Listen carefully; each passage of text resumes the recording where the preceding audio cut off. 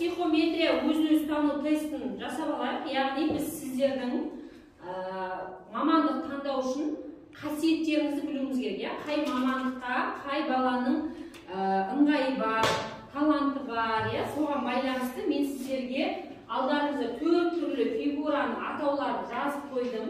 Кім қандай фигураны ұнатады, кім қандай фигураны жақсы көреді, соған байланысты таңдайсыздар.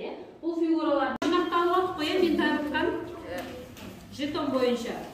Әркім өзінің логотипі бойынша орналастыр, әр мамандыққа байланысты. Енді жаңа айттым сіздерге медицина мен дәрігерлікпен ұстаздықты қозғамаймын. Себебі ол кісілерді сіздер жақсы танисыздар.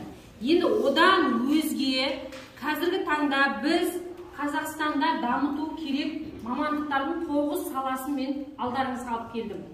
Яғни осы мамандықтар егер біздің елімізде жақсы дамитын болса, онда біздің Қазақстанда жақсы дамиды деген сөз.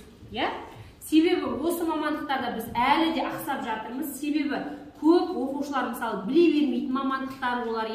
Сол себептен біз көзіміз көріп өспегеннен кейін біз ол нәрсеге баруға қорқа соқтауымыз мүмкін. Сол үшін қорықпай, сол мамандықтардың иесі болуға дайындалу үшін бүгін жақсылап ақпарат алып алайық. Алдарыңызда сіздерге сол мамандықтардың 9 саласы бар екен. Сол 9 саласын бүгін зерттеп қарастырамыз. 9 саласын мен сіздерге 6 топқа, әрқайсына бір мамандық, 2 мамандықтан мен бөліп бердім. 4 саладан 9 саланы әр топқа бөліп бердім. Осы бойынша жұмыс жасаймыз. Сіздердің алдарыңызда мынадай суретімен, логотипмен тұр. Мысалы, ауыл шаруашылығында не жатады? Оған мал шаруашылығымен, егін шаруашылығымен айналысатын адамдар жатады. Солай ма? Енді осылардың ішінде бұл ауыл шаруашылығы дегеніміз не? Сіздерге әрбір алдарыңызға мынандай анықтамасын, ол мамандық сіздерге не береді, сол туралы мен мәлімет беріп қойдым. Қазір уақыт берем, оқып алып, соны стикер, мынандай алдарыңызға стикер таратып тұрмын.